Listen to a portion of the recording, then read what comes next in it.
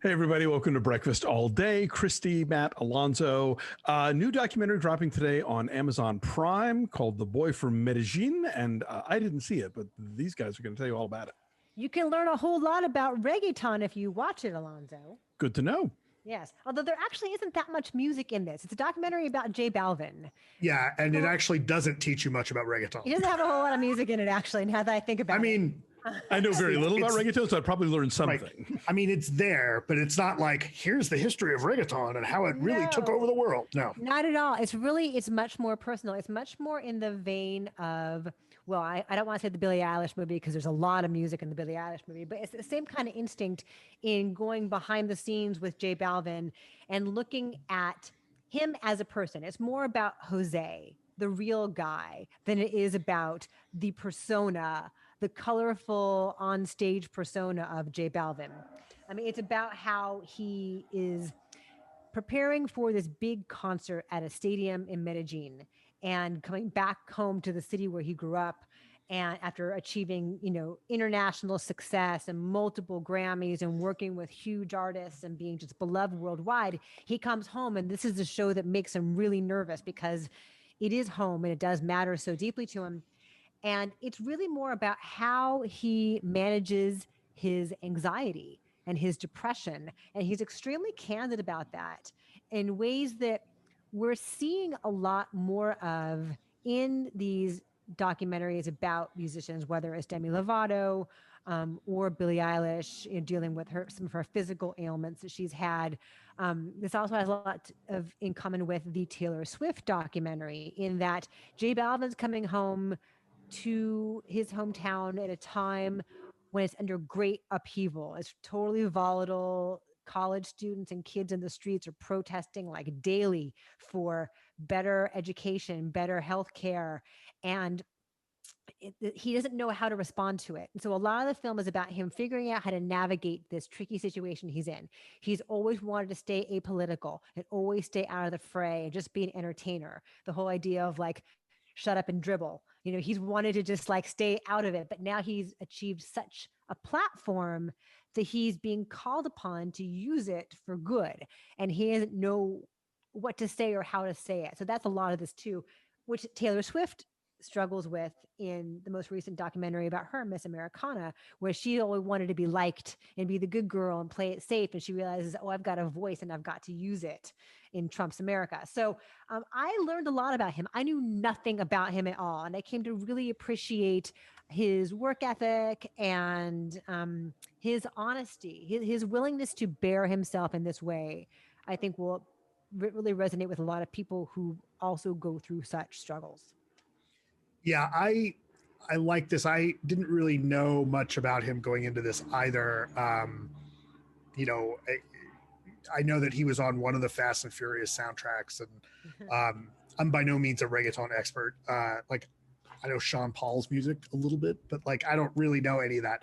The music's good in this. The beats are really solid, and he is talented.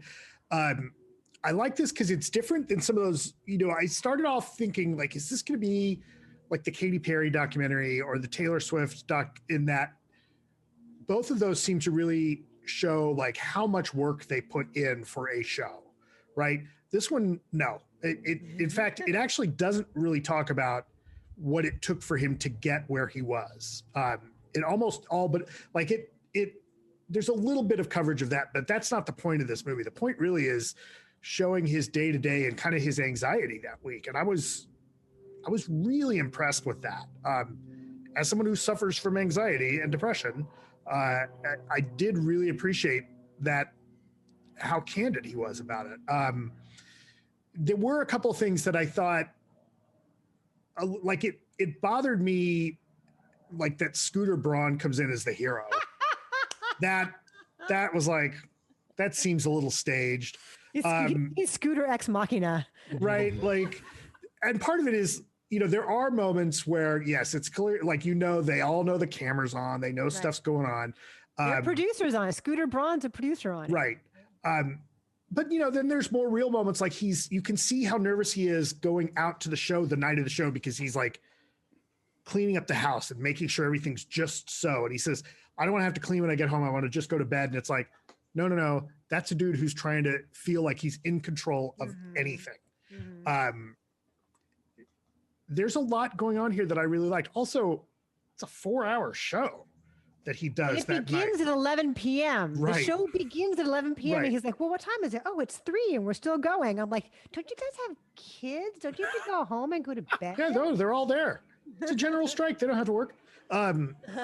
Yeah, no, I dug this a lot. Like, I would have also liked to have been, it could have used a little more context on specifically what the protests were about.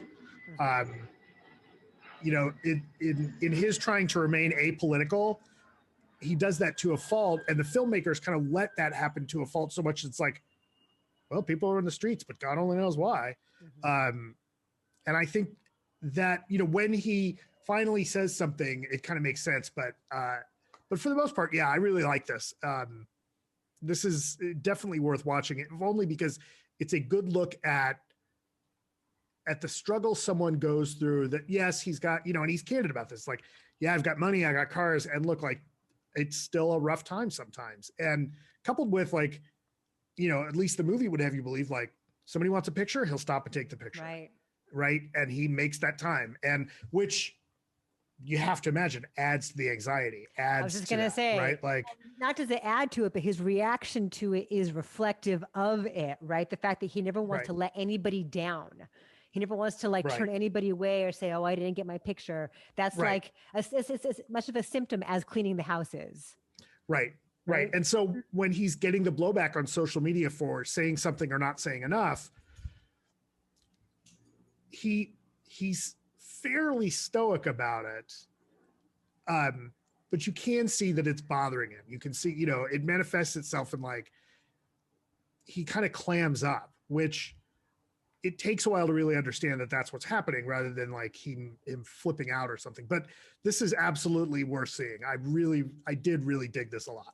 Yeah, you get to see him at home with his girlfriend, who is now his fiance, who's having his child, the former Miss Argentina, Valentina Ferrer, his beautiful girlfriend. And yeah, and one thing that cracked me up was the day of the concert, and you see his cell phone, and it's like Jay-Z and Will.i.am, and they're all calling to say, that was awesome. Hey. Colin calls up. DJ Colin's like, yeah, man, I really wanted to be there, but my wife's about to have a baby. Like, I guess that's the club. Like, you just call each other up, like, hey, you got a big show, go on. I thought that was nice. No, they're all just artists looking out for each other. Scrappy underdogs. Right. You're going to be okay, Jose. It's going to be all right. So anyway, I'm saying 7.9. I enjoyed this very much. Yeah. What did I say? 7.5? Yep. 7.5. So 7.7 is our number, the boy from Medellín, which is how they pronounce it in the movie. I always thought it was Medellín, but Medellín is how they say it in the film. It is out on Amazon. Yes. Right. So awesome. Thanks for watching, everybody. Like this video, subscribe to our YouTube channel, follow us at BeFastAllDay on Twitter, Instagram, and Facebook. Check out our Patreon at patreon.com/BeFastAllDay. Right now, we are recapping Hulu's The Handmaid's Tale. We've got Disney Plus's Loki on the horizon and lots of other fun stuff that only our subscribers get to see and hear. So you really ought to consider becoming one if you haven't already. And if you have, thank you. You're awesome. Christina, what is coming up on Marvel Monday? This week is Doctor Strange. Ooh. One of my absolute favorites because it's just so weird and so singular. And you could just watch it on its own without knowing anything at all about the rest of the Marvel world. It has such a fantastic cast and it's playful, and I dug it. So Doctor Strange. A finale that is won by intelligence and not by sheer, like, punching power. Yes. Right, Dormammu, I've come to bargain. Yeah, he outsmarts Dormammu. Yeah, so awesome. Okay, I love that. I can't wait to hear what you guys say about it. All right, everybody, have a good week. Take care of yourselves and each other. We will be back next time. We hope you are too. See you then. Bye. Bye.